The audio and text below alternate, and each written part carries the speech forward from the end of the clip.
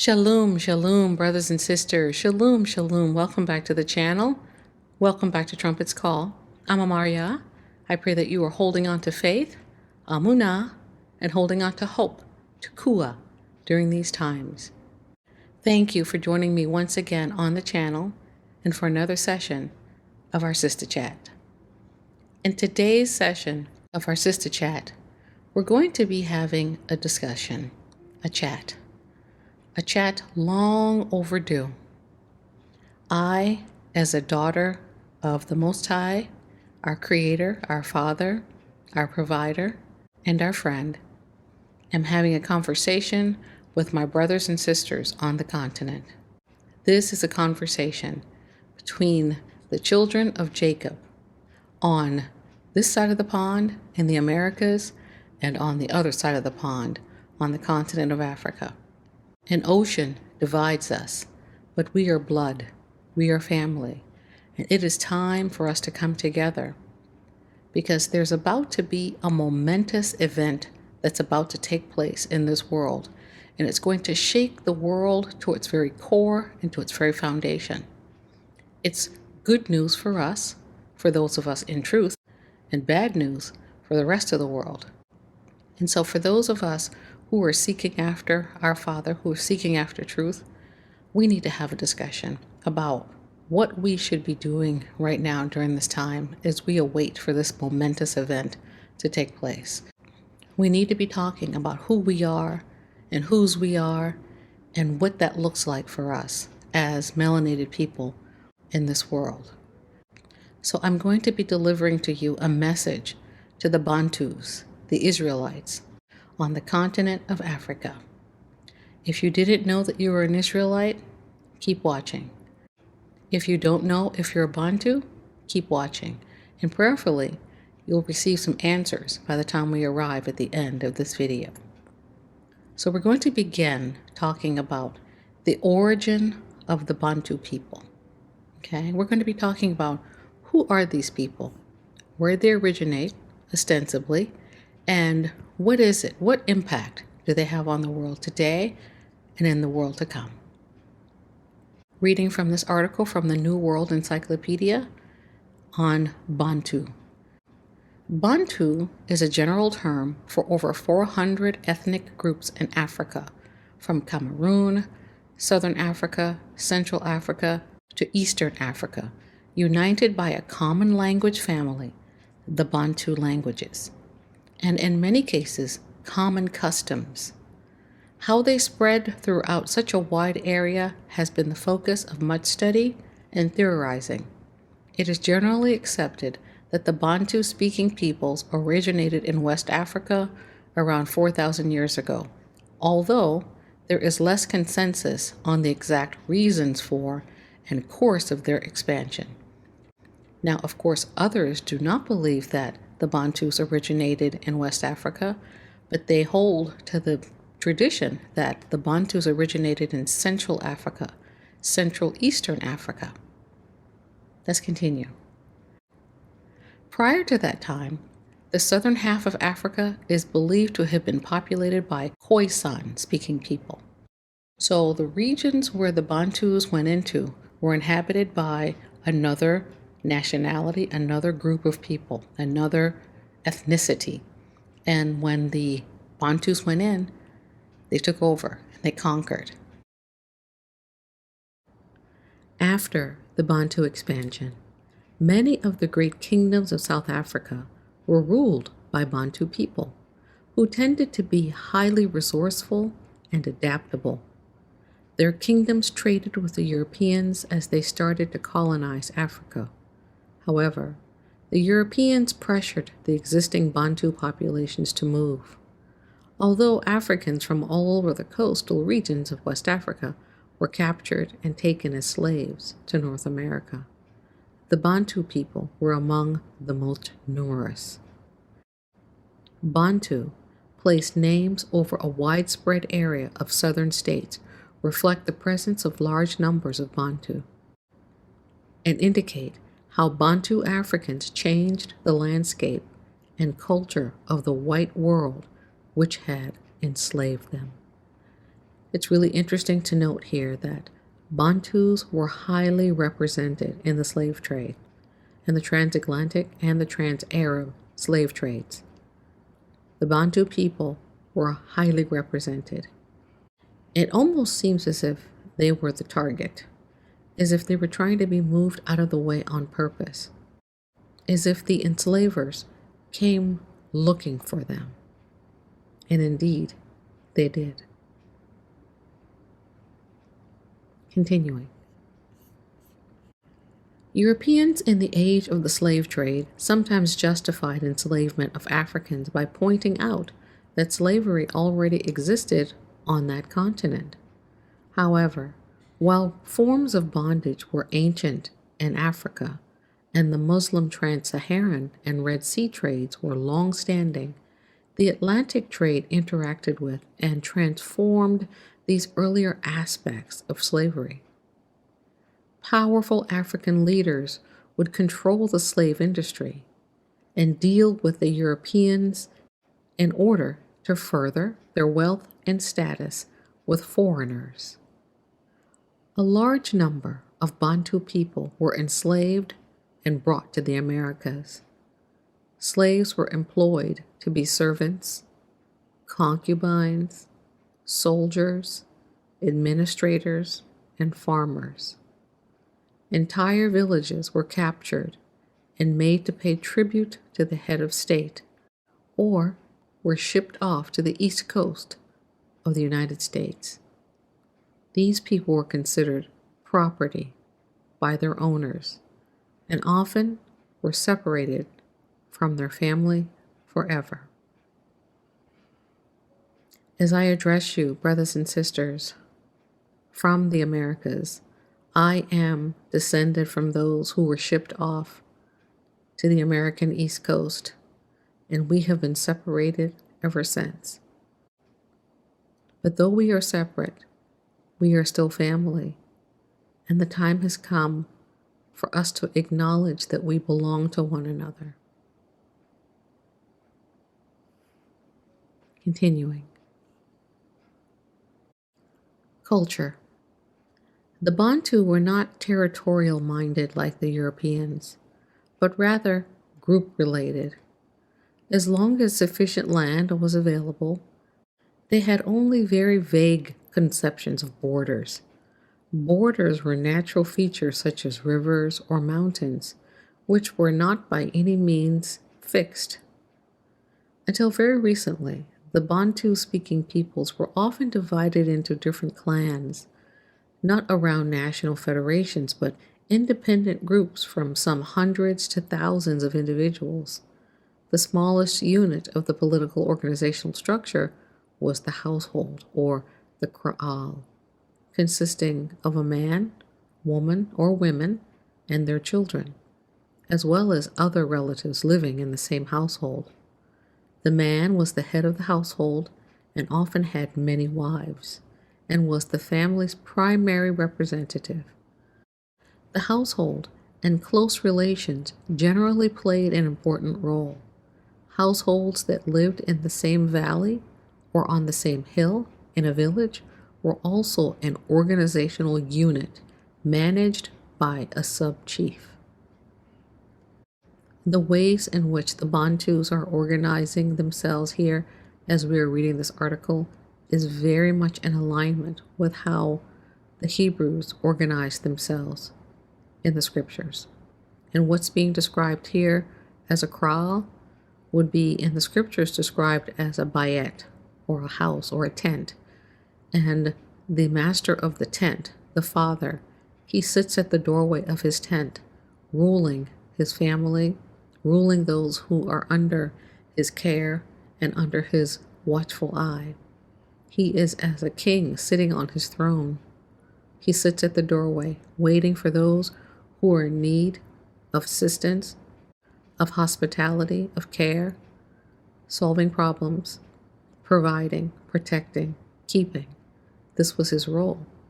And he was respected, and he was adored, and he was obeyed. The women in the family had their roles. They were respected. There was one or many wives, as we read the Hebrew Scriptures. And so what we're reading here regarding the Bantu peoples, they are very much in alignment with the culture of the Scriptures. Hebrews are Bantus, and Bantus are Hebrews. They are one and the same. Continuing. This article speaks about food acquisition, and it reads, "The food acquisition of the Bantu was primarily limited to agriculture and hunting, where generally the women were responsible for agriculture and the men drew for the hunt. Except with the Songa and partially the Mopondo, fishing was of surprisingly little importance. The diet consisted of corn, introduced from Southeast Asia, meat, mostly wild game and beef, vegetables and milk, water and grain beer, which contained very little alcohol compared with European beer. The Bantu had a number of taboos or restrictions regarding the consumption of meat. No meat of dogs, apes, crocodiles, or snakes could be eaten. Likewise was the meat of some birds, like owls, crows, and vultures.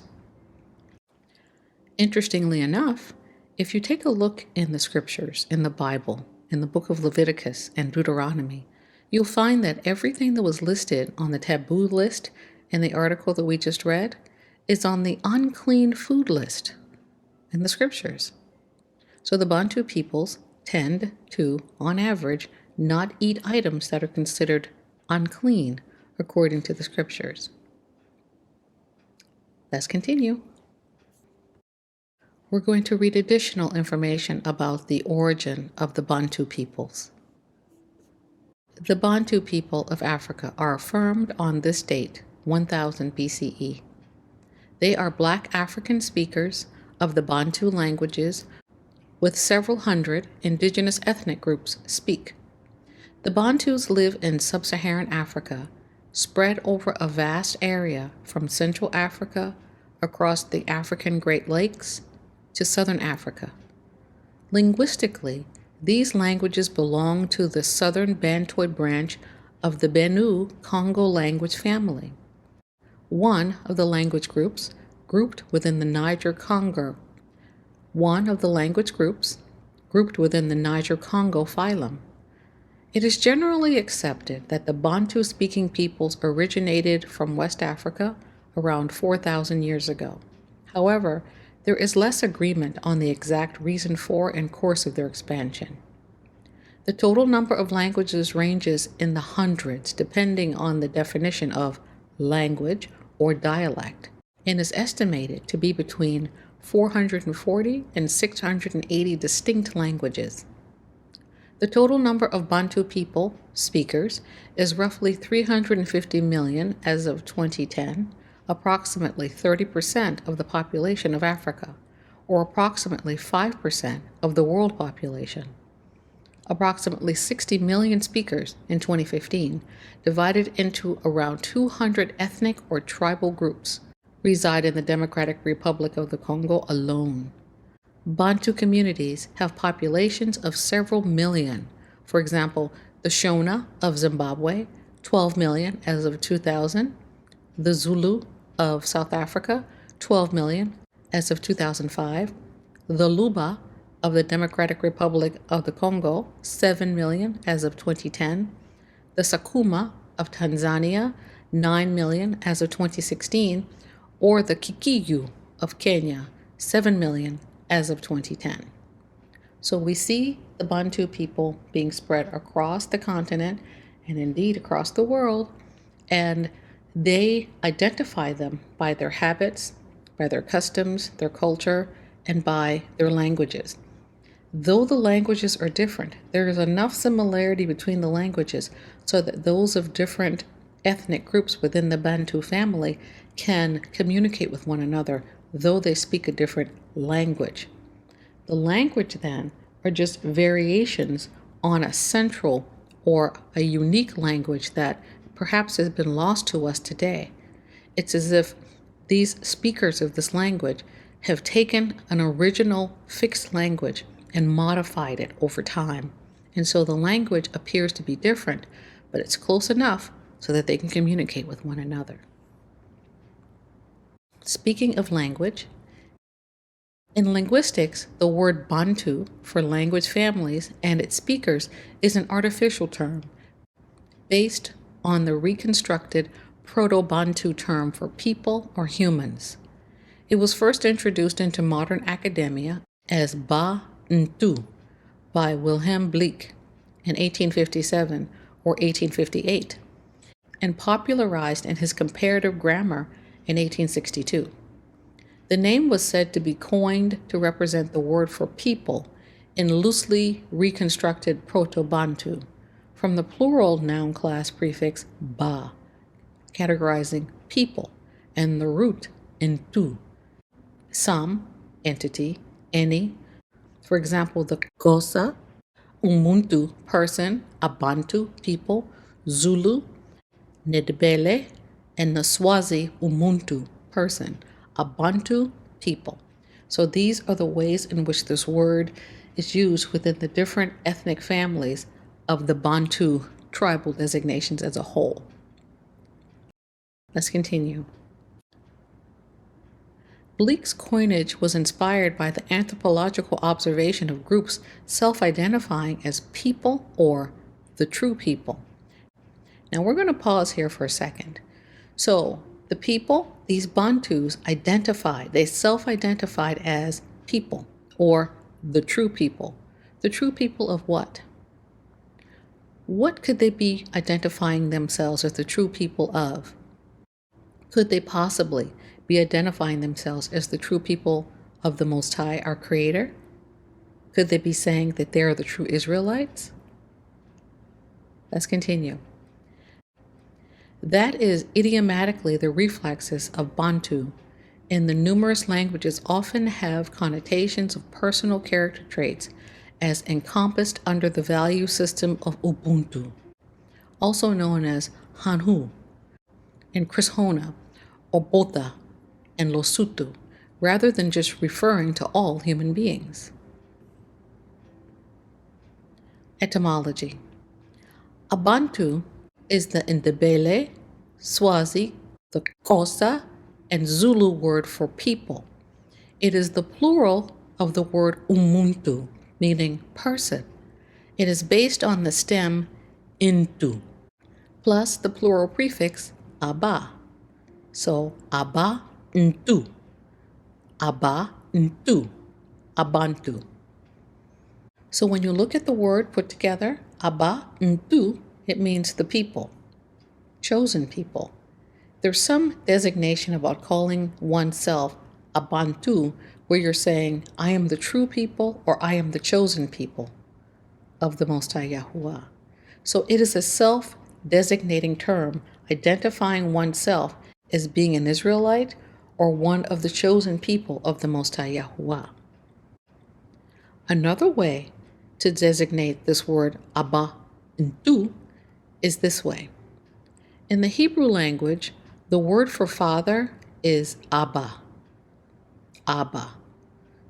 And when you take that word Abba and you combine it with Ntu, it ends up translating to the people of Abba, Abba Father. The people of Abba Father. Yahuwah's people, Yahuwah's chosen people. So the word Abantu has deep meaning, and it has been lost to many of us over time. Many of us just designate this word to a word referring to people who speak particular languages or a particular type of hairstyle, Bantu knots. And we fail to understand the deep meaning that this word represents as being those who are the chosen people of the Creator. Let's continue. We're now going to shift into talking about the name of the continent of Africa, okay? In this article entitled Africa, the Naming and Designation of the Continent. The naming or designation of Africa is written about on this date in 3000 BC. For a long time, The origin of the name Africa has been debated, as many historians have disagreed on how the continent got its name. The descriptive word Africa, for many of its 1.2 billion people, equates to a home of unequaled linguistic, ethnic, and cultural variety, the place of an ancient civilization. It reminds some of poverty and corruption, yet Africa is believed to be the continent where the first humans originated thousands of years ago. And indeed, there is evidence that life sprang out of Africa. And if you believe in the Garden of Eden, and if you believe that life sprang out of the Garden of Eden, then that would mean that the true location of the Garden of Eden would be the continent of Africa, not Iraq. Let's continue.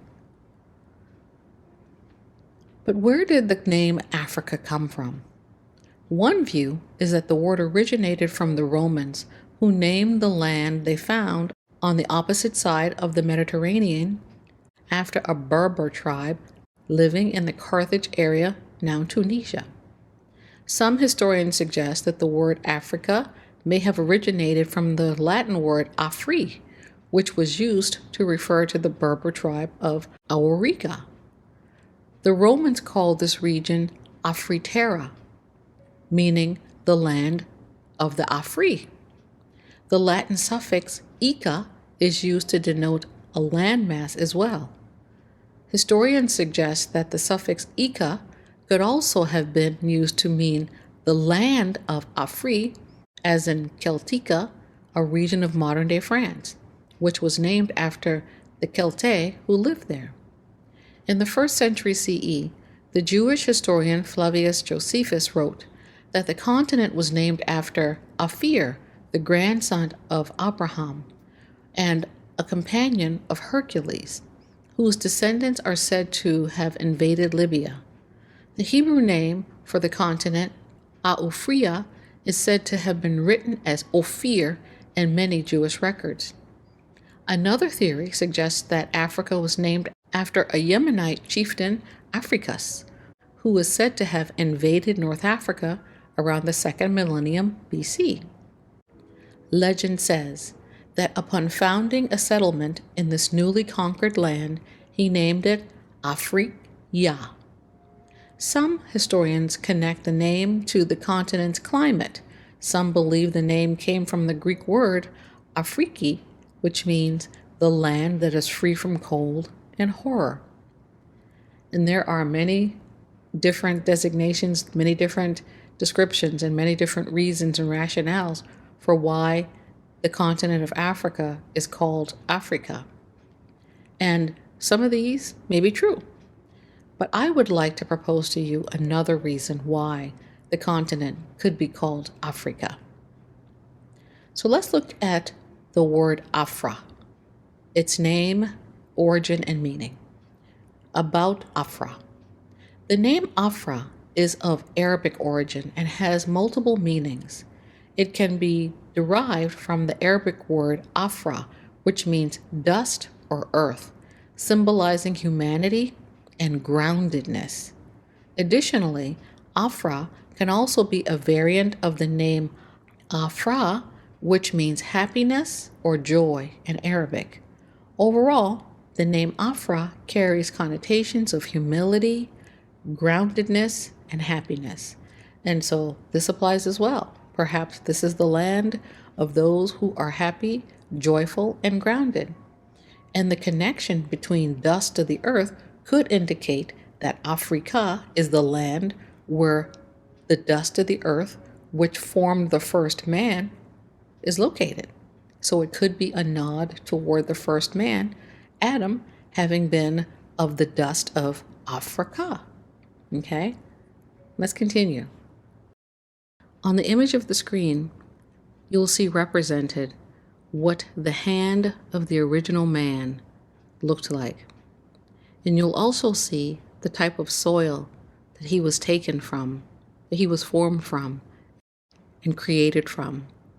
And our Creator breathed into his nostrils the breath of life, and he became a living soul.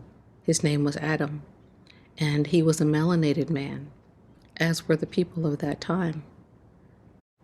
So in order to give you an additional understanding of what the term Africa could mean, I'm going to have to go to Scripture. I'm going to have to read from the Bible some passages. And as I'm reading, I want us to come to a level of understanding regarding the word choices that I will use, just in case you did not grow up in a religious environment and you're familiar with the term God. I do not use that term readily because the word God is a noun. It's not even a proper noun. And the creator of all, his name is not God. He has a name, and he told us what that name was. And so we're going to establish what his name is so that as I call him by that name, you understand the name to which I am referring, okay? In Psalms 68, verse 4, in the New King James Version, it reads, "Sing to God," and the actual word there is alua. In Hebrew, it is alua. Sing to alua, the Hebrew word for God. Sing praises to his name. Extol him who rides on the clouds by his name, Yah. And the word Yah is the shortened form of Yahuwah, the name that our Father and Creator instructed Moses that we should call him in Exodus chapter 3, verse 15. So, for all intents and purposes, we will refer to him as Yah or Yahuwah for the remainder of this video. It goes on to say, and rejoice before him. We are to rejoice before Yah or Yahuwah and call him by his name. His name is not God. His name is Yah, the short form of Yahuwah. So we will call him Yahuwah as we continue. Reading in Genesis chapter 41. And to Joseph were born 2 sons before the years of famine came, whom Asenath, the daughter of Potiphera, priest of On, bore to him. Joseph called the name of the firstborn Manasseh, for Yahuwah has made me forget all my toil and all my father's house. And the name of the second son he called Ephraim, for Yahuwah has caused me to be fruitful in the land of my affliction. Continuing. Now your 2 sons, Ephraim and Manasseh, were born to you in the land of Mitzrayim, or Egypt, before I came to you in Mitzrayim, are mine. Now this is Jacob speaking. He's telling Joseph that his 2 sons are now going to be considered his sons and are going to inherit from his line. He goes on to say, Then Jacob saw Joseph's sons and said, Who are these? Joseph said to his father, They are my sons, whom Yahuwah has given to me in this place.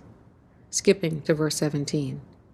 Now when Joseph saw that his father laid his right hand on the head of Ephraim, it displeased him. So he took a hold of his father's hand to remove it from Ephraim's head to Manasseh's head. And Joseph said to his father, Not so, my father, for this one is the firstborn. Put your right hand on his head. But his father refused and said, I know, my son, I know. He shall also become a people, and he shall be great. But truly his younger brother shall be greater than he, and his descendants shall become a multitude of nations. This is important. His descendants shall become a multitude of nations. So he blessed them that day, saying, By you, Israel, will bless, saying, May Yahuwah make you as Ephraim and as Manasseh. And thus he set Ephraim, the younger, before Manasseh, the older. So we see Joseph's son, his firstborn son's name was Manasseh, secondborn Ephraim. Ephraim received the greater blessing from Jacob. So let's look at his name. Let's look at Ephraim and see what this name means in the Hebrew. And when we take a look at the name Ephraim in the Hebrew, we see it is Strong's H669. And it means double fruit.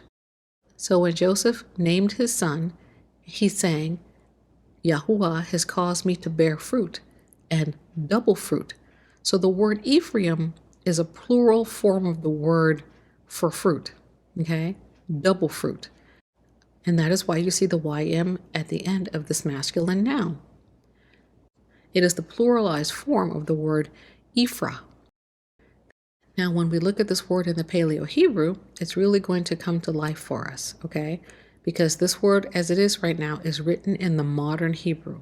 In the Paleo Hebrew, as we look at the letters in the Hebrew language, we see the Aleph, which translates to the letter A.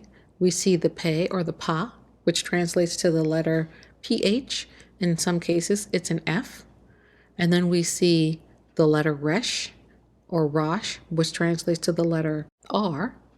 And then we see a Yod or Yod, which translates to the letter Y. And then we see a Mem, which translates to the letter M. And so all together, with the letters put together, this word in the Paleo Hebrew is pronounced Ephraim. Ephraim. In the plural, Ephraim means double fruit. So if you look at his name in terms of singular fruit, it would be Ephra. Ephra. So Ephra is a form of Ephraim in the singular. Okay, let's continue. Ika is a suffix that you find placed at the end of words.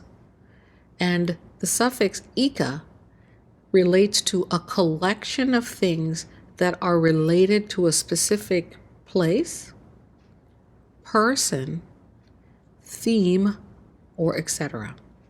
So, for example, the word Antarctic. Antarctic. When you speak about things related to the Antarctic, you would say Antarctica. The Ika added to Antarctic means things related to Antarctic or the Antarctic. Things related to Afra would be Africa. Okay? So Afra Ika, Africa. Africa could also be designated as the land of or the people of Afra. We know that the singular form of Ephraim's name is Afra. So Africa could be the people of Afra.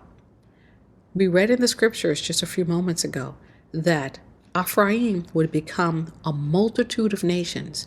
And when you look at Africa, and when you look at the Bantu people that make up a great percentage of the continent of Africa, we see a multitude of nations, a multitude of different language groups. We see Bantus. Bantus are the people of Afra, in addition to being the people of Judah. Let's continue. So we see that the people of Africa are a chosen people, a special people. They are Bantu. The Bantu means chosen people, true people, Yah's people.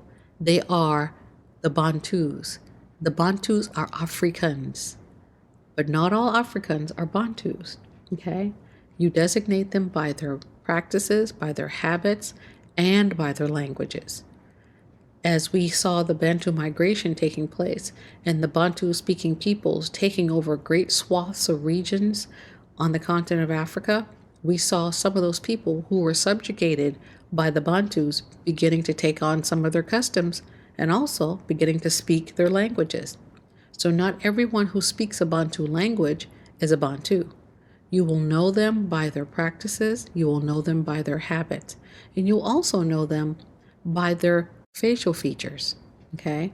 The Khoisan people look really Asian.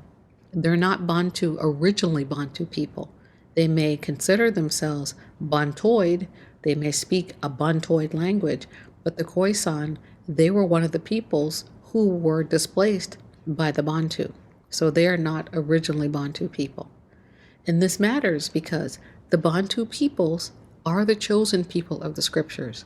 They are the people to whom the Most High Yah made a covenant, to whom the Most High Yah said, "You are my chosen people." And if you'd like more information on Bantus and certain Black peoples around the world being considered the chosen people of the Most High Yah, I encourage you to go and watch this video. I have a screenshot here up on the screen, and you can take a look at this video and learn much about that topic.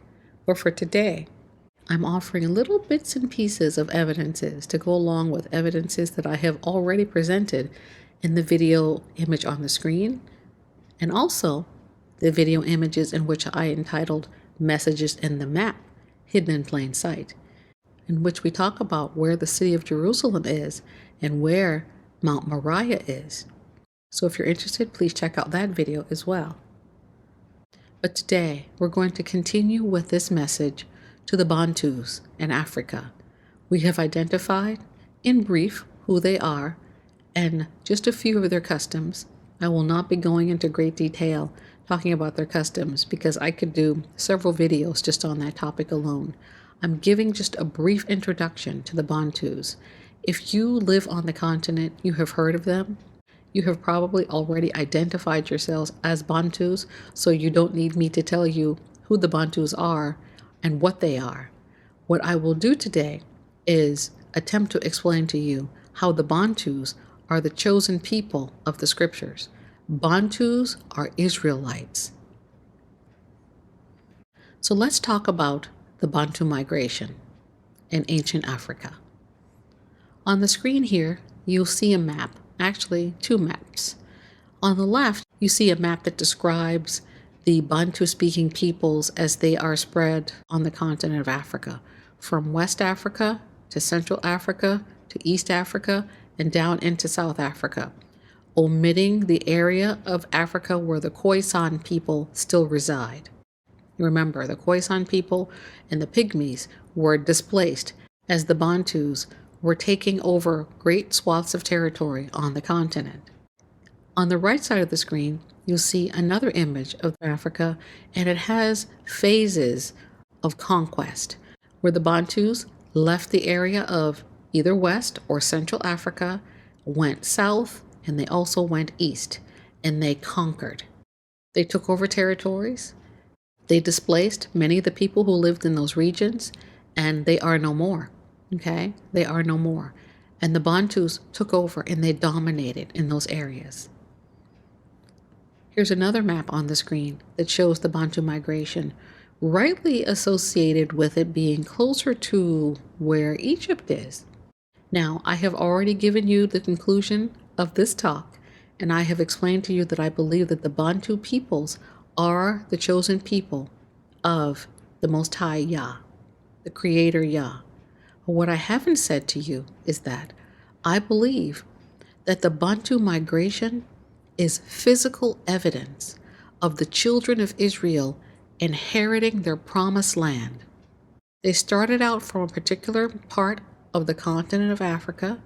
On this map, we see them coming out of Egypt, okay, going into West Africa, going into Central Africa, East Africa, and then down into South Africa. Could it be that those in the know designate the beginning or the origin point for our ancestors coming into their inheritance as being from West Africa because they did not want to acknowledge that initially or originally they came out of Egypt? Our ancestors, the Bantus, had been in Egyptian bondage for over 215 years, and they were being set free.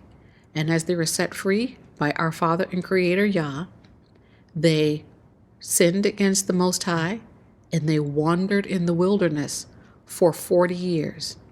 And as they wandered, they went into many different regions.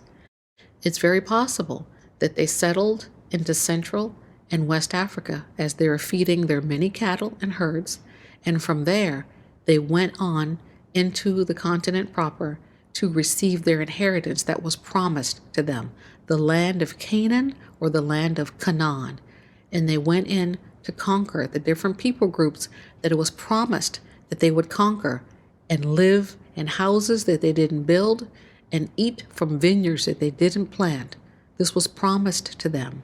And so the Bantu migration is a perfect historical record of the Bantus inheriting the land of Canaan and the areas that were promised to them by their father, Yah.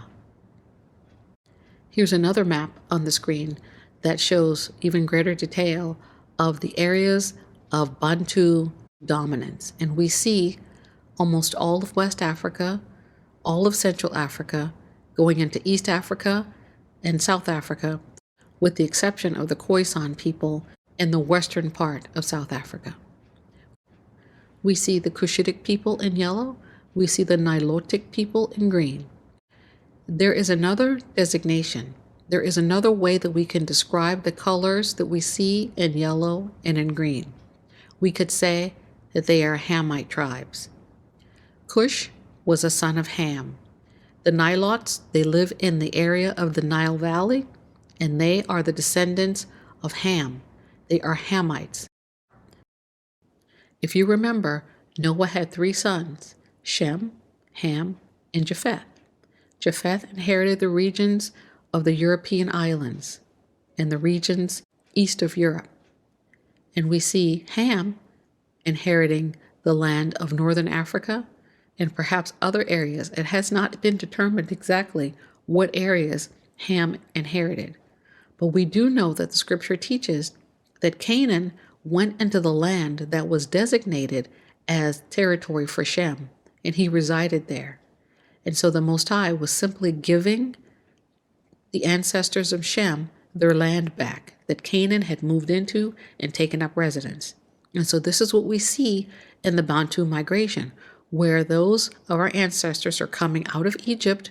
They've wandered in the wilderness for 40 years, and now, from the point of them coming out of the wilderness, they are now entering into their inheritance all over the continent, and they're fighting, and they're deposing people, and they're ruling, and they're stepping in to conquer and to take their land back. And this is what we see here in the Bantu migration. We're going to go to Scripture. Deuteronomy chapter 7, verses 6 through 8, reading in the Berean Standard Bible Version. For you are a people holy to Yahuwah, your God, or your Eluah. Yahuwah, your Eluah, has chosen you to be a people for his prized possession out of all the peoples on the face of the earth. Yahuwah did not set his affection on you and choose you because you were more numerous than other peoples, for you were the fewest of all peoples. But because Yah loved you and kept the oath he swore to your fathers, he brought you out with a mighty hand and redeemed you from the house of slavery, from the hand of Pharaoh, king of Egypt. And so, in these verses of Scripture, we're seeing described for us the promises that were made to bring our ancestors, the Bantus, out of slavery in Egypt and allow them to inherit a land that was set aside for them. Reading in Deuteronomy chapter 7, verses 1 through 8. When Yah, your Eluah, brings you into the land that you are entering to possess, and he drives out before you many nations, the Hittites, the Girgashites, the Amorites, the Canaanites, the Perizzites, the Hivites, and the Jebusites, 7 nations, larger and stronger than you. And when Yah, your Eluah, has delivered them over to you to defeat them, then you must devote them to complete destruction. And that is what we saw for the most part during the Bantu migration. When they were moving into the different areas of the continent of Africa, they were subjecting the people living in those areas to complete destruction. And the people that they did allow to survive became a thorn, became a distraction and a temptation and a snare to lead them into sin. Then you must devote them to complete destruction. Make no treaty with them and show them no mercy. Do not intermarry with them. Do not give your daughters to their sons or take their daughters for your sons, because they will turn your sons away from following me to serve other gods. Then the anger of Yah will burn against you, and he will swiftly destroy you. And that is what happened to us. Brothers and sisters on the continent, that is what happened to us. We sinned against the Most High, we sinned against Yah, and his anger burned against us, and we experienced judgment. And we are still in the midst of that judgment till today. Reading in Jeremiah chapter 7, verses 23 through 26. For when I brought your fathers out of the land of Egypt, I did not merely command them about burnt offerings and sacrifices, but this is what I commanded them: obey me, and I will be your Eluah, and you will be my people. You must walk in all the ways I have commanded you, so that it may go well with you. Yet they did not listen or incline their ear, but they followed the stubborn inclinations of their own evil hearts. They went backward and not forward. From the day your fathers came out of the land of Egypt until this day, I have sent you all my servants, the prophets, again and again. Yet they would not listen to me or incline their ear, but they stiffened their necks and did more evil than their fathers. And this has been a pattern with us, unfortunately. Stiff necks and hard hearts. Stiff necks and hard hearts. Let's continue. Deuteronomy chapter 28. Selected passages. Now if you faithfully obey the voice of Yah, your Eluah, and you are careful to follow all his commands I am giving you today, Yahuwah, your Eluah, will set you high above all nations of the earth, and these blessings will come upon you and overtake you, if you will obey the voice of Yahuwah, your Eluah. Skipping to verse 17. If, however, you do not obey Yahuwah, your Eluah, by carefully following all of his commandments and statutes I am giving you today, all these curses will come upon you and overtake you. Skipping to verse 45. All these curses will come upon you, and they will pursue you and overtake you until you are destroyed, since you did not obey Yahuwah your Eluah and keep the commandments and statutes he gave you. So why are we, as Bantu peoples, not high above all the nations of the earth? Why are we not on the top? Why are we not thriving? Why do we not walk in the positions of power and authority and wealth that we have been promised to walk in? Why are we not in that place? It's because of sin, then and now. Let's continue. These curses will be a sign and a wonder upon you and your descendants forever. I really want you to focus in on that, brothers and sisters on the continent. The curses and the effects of the curses in the lives of us in the Americas and those of us who are scattered all over the world, and you who are still on the continent, scattered on the continent. The signs are in the curses, and the curses themselves are signs. They point to who the Most High's people truly are. Continuing. Because you did not serve Yahuwah your Eluah with joy and gladness of heart and all your abundance, you will serve your enemies. Yahuwah will send against you in famine, in thirst, in nakedness, and in destitution. And he will place an iron yoke on your neck until he has destroyed you. Yahuwah will bring a nation from afar, from the ends of the earth, to swoop down upon you like an eagle. A nation whose language you will not understand. A ruthless nation with no respect for the old and no pity for the young. And this happened, brothers and sisters. It happened. And that nation that swooped down upon our ancestors was the eagle of Rome. And Rome, as a nation, is still ruling in the form of the Western nations today. America being another modern iteration of Rome. Look at its national symbol. It's the eagle. The eagle is still holding the remnants of Jacob in its talons, in its claws, and it's still plucking our eyes out and still trying to take away from us every bit of life's blood that we have left. For those of us in the Americas and those of you on the continent who experienced colonialism, that was another form of Rome sweeping in to steal your resources and to take your life's blood from you. Why did this happen? Sin. We sinned against the Most High. We did not keep His commandments, and we did the very thing He told us not to do. We went into the areas during the Bantu migration, and we did not remove all of the peoples living there. We did not do it. And they became a snare and a trap, and we began to worship their gods. Our sons began to marry their daughters, and their sons began to marry our daughters. And we entered into agreements with them. The very thing that we were told not to do, we did it. And we found ourselves under the Father's curse. It also speaks about nakedness, destitution, famine, and thirst. There has been a fair amount of famine, thirst, nakedness, and destitution on the continent of Africa. But there's also been a fair amount where we have been scattered to, those of us who are not on the continent.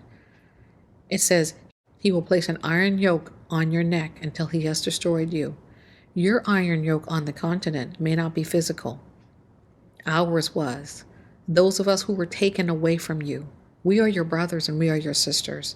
And we were punished. And some of us were removed from the continent and scattered into all the world. And we were taken by people whose language we did not understand. And iron yokes were placed upon our necks. And we were sold into slavery. In nakedness, in famine, in thirst, and in destitution. But the Most High's mercy, the Most High's mercy is resident upon us because we still exist. The Bantu peoples on the continent of Africa and those who have been scattered throughout the whole world, we are still here. And that is a sign of Yah's mercy toward us. That He did not let our enemies completely destroy us. He did not. He loves us and He has plans for us. But we have an obligation and a responsibility toward Him. We're going to talk about that as we continue on. They will eat the offspring of your livestock and the produce of your land until you are destroyed. They will leave you no grain, or new wine, or oil, no calves of your herds, or lambs of your flocks, until they have caused you to perish. They will besiege all the cities throughout your land, until the high and fortified walls in which you trust have fallen. They will besiege your cities throughout the land that Yah, your Eluah, has given you. And these things happened. These things happened. If you simply think about what happened during the scramble for Africa, in which the land was carved up, in which the wealth and resources were stolen, were taken, and the people there were used to work the land, to be slaves in their own land.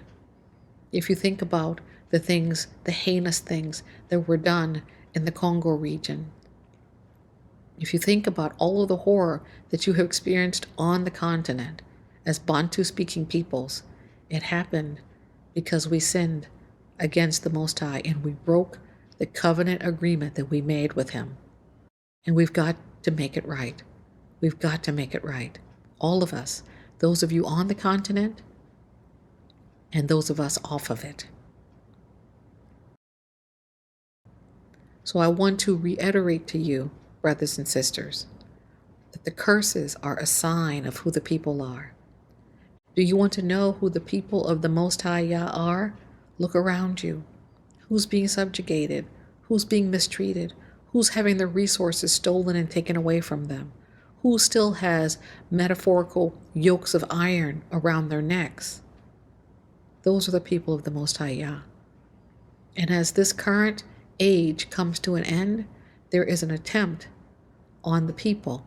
There's an attempt to take out the people of the Most High Yahuwah. Don't you think for a second, brothers and sisters on the continent, that the diseases that comes to the continent of Africa are natural.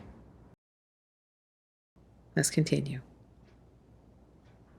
In the articles that we have read so far, we see that the Bantu migration took place on average between 3,500 and 4,000 years ago.